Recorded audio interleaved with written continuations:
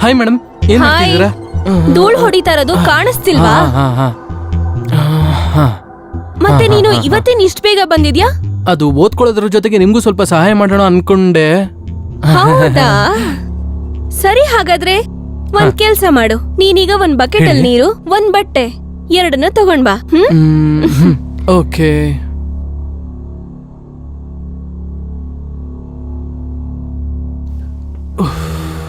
Madam, ಇದು ತಗೊಳ್ಳಿ ನೀರು. ನೀರಂತೂ ತಂದೆ, ಇನ್ನೊಂದ್ ಕೆಲ್ಸನೂ ಮಾಡ್ಬಿಡು. ನನ್ಗ ಆ ಬಟ್ಟೆನ ನೀರಲ್ಲಿ ಅದ್ಕೊಡು, ಅದ್ರಲ್ಲಿ ಮೇಲೆಲ್ಲ ಕ್ಲೀನ್ ಮಾಡ್ಬೇಕು. ಇದು ತಗೊಳ್ಳಿ. ದಿವ್ಯಾ, ಏನ್ ನಡೀತಿದೆ ಇಲ್ಲಿ? ಅದು ಧೂಳು ಹೊಡಿತಿದೆ. ನೀನ್ ಇಲ್ಲಿ ಬರೋದು ಓದಕ್ಕ ಕ್ಲೀನ್ ಮಾಡೋದಕ್ಕ? ಇಲ್ಲ, ಅದು ಕ್ಲೀನಿಂಗ್ ಮಾಡಿ ಓದಕ್ ಕುತ್ಕೋಬೇಕಂತಿದ್ವಿ. ಓಕೆ, ಹೋಗಿಲ್ಲಿಂದ. ಮತ್ತೆ ನಿಮ್ಮ ಅಪ್ಪನ ಕರ್ಕೊಂಬ ನಾಳೆ. ಅವ್ರಿಗೂ ಗೊತ್ತಾಗ್ಲಿ ನೀನ್ ಇಲ್ಲಿ ಓದಕ್ ಬರ್ತೀಯ, ಎಂತಕ್ ಬರ್ತೀಯ ಅಂತ. ಹೋಗಿಲ್ಲಿಂದ.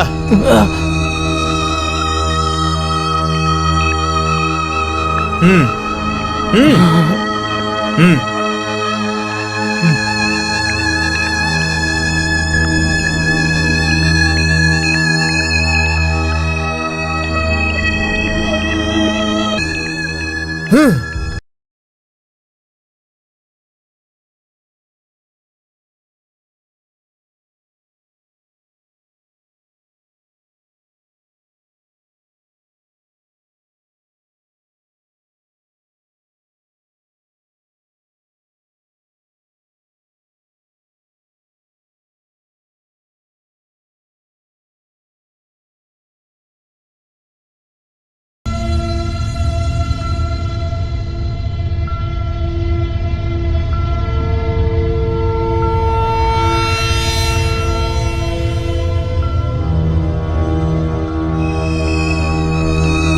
ಅಮನ್, ಅಮನ್ ಹೋಮ್ವರ್ಕ್ ಮಾಡ್ಕೊಂಡ್ ಬಂದಿದ್ಯಲ್ಲ? ಇವತ್ ಯಾವ ನೆಪನೂ ನಡೆಯೋದಿಲ್ಲ. ಎಸ್ ಮ್ಯಾಮ್, ಇದು ತಗೊಳ್ಳಿ.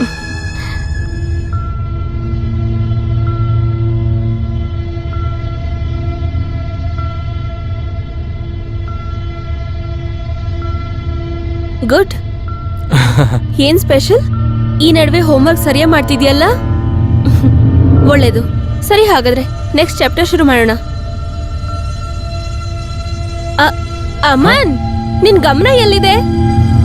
ನೆಕ್ಸ್ಟ್ ಚಾಪ್ಟರ್ ಓಪನ್ ಮಾಡು. ದಿವ್ಯಾ ಮ್ಯಾಮ್, ನಾನು ನಿಮ್ಮ ಹತ್ರ ಒಂದು ಪ್ರಶ್ನೆ ಕೇಳಲ್ಲ? ಒಂದು ವೇಳೆ ನೀವು ತಪ್ಪು ತಿಳ್ಕೊಳ್ಳಲ್ಲ ಅಂದ್ರೆ? ಹಾ, ಕೇಳು.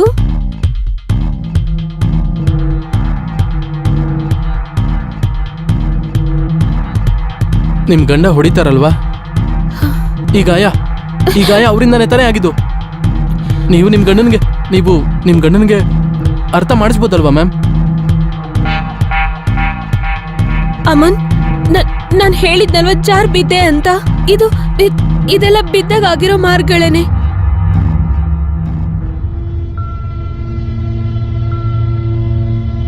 ಮ್ಯಾಮ್, ನಿನ್ನೆ ನಾನು ನಿಮ್ಮ ಮನೆಯಿಂದ ಹೋಗ್ಬೇಕಾದ್ರೆ ನನ್ಗನ್ನಿಸ್ತು ನಿಮ್ ಗಂಡ ನಿಮ್ಮನ್ನ ಹೊಡಿತಿದ್ದಾರೆ ಅಂತ. ಮತ್ತೆ ನಾನು ಬಾಗ್ಲತ್ರ ನಿಂತ್ಕೊಂಡು ಎಲ್ಲ ಕೇಳ್ತಿದ್ದೆ. ಅಮನ್, ಇದೇನ್ ಮಾಡ್ತಿದ್ಯಾ? ಅಮನ್, ಇದೇನ್ ಮಾಡ್ತಿದ್ಯಾ? ಔಷಧಿ ಮ್ಯಾಮ್. ಅಮನ್, ನೀನ್ ಕೊಡು, ನಾನು ಹಚ್ಕೊಳ್ತೀನಿ.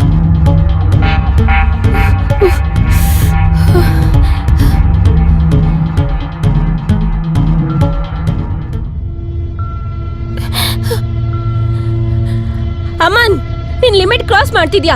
ಹಾ, ನಾನು ಮಾಡ್ತಾ ಇದ್ದೀನಿ. ಯಾಕಂದ್ರೆ ಮ್ಯಾಮ್, ನಿಮ್ಮನ್ನ ಈ ತರ ನೋಡಕ್ ಆಗ್ತಿಲ್ಲ ನನಗೆ. ನಾನು ನಿಜವಾಗ್ಲೂ ನಿಮ್ಮನ್ನ ಇಷ್ಟಪಡ್ತಾ ಇದ್ದೀನಿ ma'am. I really like you. I love you.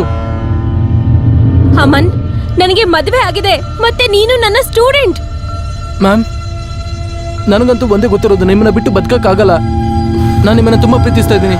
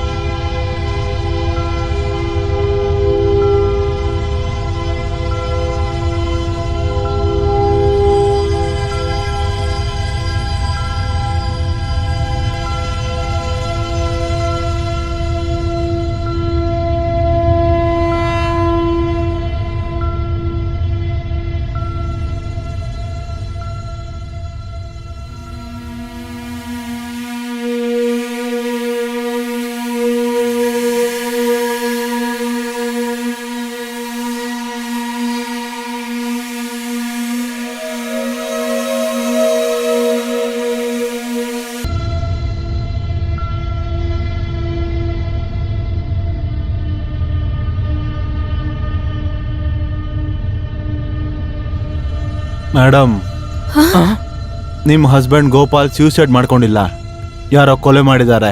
ಏನೋ ಯಾರ್ ಮಾಡಿದ್ದು? ಹೌದಾ? ಯಾರು ಕೊಲೆ ಮಾಡಿದ್ದಾರೆ ಅಂತ ನಿಮಗೆ ಗೊತ್ತಿಲ್ವಾ? ನೀವ್ ಏನ್ ಹೇಳ್ತಾ ಇದ್ದೀರಾ? ದಿವ್ಯಾ ಅವರೇ, ಪೋಸ್ಟ್ ಮಾರ್ಟಮ್ ರಿಪೋರ್ಟಿನ ಪ್ರಕಾರ ನಿಮ್ಮ ಹಸ್ಬೆಂಡ್ ಗೋಪಾಲ್ನ ಸಾವು ನಿದ್ದೆ ಮಾತ್ರೆಯಿಂದ ಆಗಿಲ್ಲ, ಬದಲಾಗಿ ವಿಷದಿಂದ ಆಗಿದೆ. ನಾವು ನಿಮ್ಮ ಮತ್ತೆ ಅಜಯ್ ಅವರ ಎಲ್ಲ ಕಾಲ್ ಡೀಟೇಲ್ಸ್ನು ತೆಗ್ಸಿದ್ದೀವಿ. ಈಗ್ಲಾದ್ರೂ ನೀವು ನನಗೆ ಸತ್ಯ ಹೇಳಿ, ಇಲ್ಲ ಅಂದ್ರೆ ನಾವು ಸತ್ಯನ ಬೇರೆ ರೀತಿ ಹೇಳಿಸ್ಬೇಕಾಗತ್ತೆ. ಹೇಳಿ, ಯಾಕೆ ನೀವು ನಿಮ್ಮ ಹಸ್ಬೆಂಡ್ನ ಕೊಲೆ ಮಾಡಿದ್ರಿ? ಯಾಕೆ ಹೇಳಿ? ಸರ್, ನನ್ ಗಂಡ ನನಗ್ ತುಂಬಾ ಹೊಡಿತಾ ಇದ್ರು.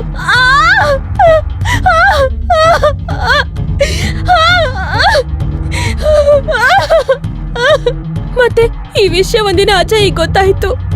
ಆಗ ಒಂದ್ ಸಮಾಧಾನದ ಮಾತು ಯಾವಾಗ ಪ್ರೀತಿಯಾಗಿ ಬದಲಾಯ್ತು ನನಗೂ ಗೊತ್ತೇ ಆಗ್ಲಿಲ್ಲ. ಮತ್ ನಾವಿಬ್ರು ತುಂಬಾ ಖುಷಿಯಾಗಿದ್ವಿ. ನನ್ ಗಂಡಂಗೆ ಇದನ್ನ ನೋಡಕ್ ಆಗ್ಲಿಲ್ಲ. ಒಂದಿನ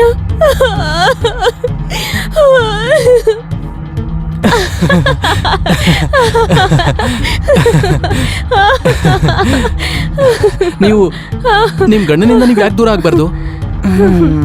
ಅವನನ್ನ ಅವನಿಂದ ದೂರ ಆಗೋದಿಕ್ಕೆ ಬಿಡೋದಿಲ್ಲ. ಒಂದ್ ವೇಳೆ ಅವರು ನಿನ್ನ ದೂರ ಆಗಕ್ ಬಿಡ್ಲಿಲ್ಲ ಅಂದ್ರೆ ಮತ್ತೆ ನೀವು ಅವ್ರು ತಿನ್ನೋ ಊಟದಲ್ಲಿ ವಿಷ ಹಾಕಿ ನೀವೇ ಬೇರೆ ಆಗಿ. ನಿನ್ಗೇನೋ ತಲೆಗೆಲೆ ಕೆಟ್ಟೋಗಿದ್ಯಾ? ಇಂಥ ಯೋಚನೆ ಆದ್ರೂ ಹೇಗ್ ಬರುತ್ತೆ? ಒಂದ್ಸಲ ಧೈರ್ಯ ಮಾಡಿ ನೋಡಿ. ಅವ್ರು ತಿನ್ನೋ ಊಟದಲ್ಲಿ ವಿಷ ಹಾಕಿ, ಆಮೇಲೆ ಊಟದ ಜೊತೆಗೆ ಕೆಲವು ನಿದ್ರೆ ಮಾತ್ರೆಗಳನ್ನ ಹಾಕ್ಬಿಡಿ. ಆಮೇಲೆ ನೋಡಿ, ಎಲ್ರಿಗೂ ಅನ್ಸುತ್ತೆ ನಿಮ್ ಗಂಡ ಸೂಸೈಡ್ ಮಾಡ್ಕೊಂಡಿದ್ದೇನೆ ಅಂತ, ಅವ್ನು ತುಂಬಾ ಟೆನ್ಷನ್ ಅಲ್ಲಿ ಇದ್ದ ಅಂತ. ನೀನ್ ಹುಚ್ಚ ಆಗಿದ್ಯಾ? ಹೋಗೋ. ಬರೀ ಒಂದೇ ಒಂದ್ಸಲ ನೀವು ಧೈರ್ಯ ಮಾಡಿದೀರಾ ಅಂದ್ರೆ ಮತ್ತೆ ಜೀವನ ಪೂರ್ತಿ ನೀವ್ ಯಾವತ್ತು ಏಟ್ ತಿನ್ನೋ ಪರಿಸ್ಥಿತಿ ಬರಲ್ಲ. ಮತ್ತೆ ನಿಮ್ಗೆ ಇಷ್ಟ ಇಲ್ದಿರೋ ವ್ಯಕ್ತಿ ಜೊತೆ ನೀವು ಬದುಕೋಂಗಿಲ್ಲ. ನಿಮ್ಗೆ ಸ್ವತಂತ್ರ ಸಿಗುತ್ತೆ.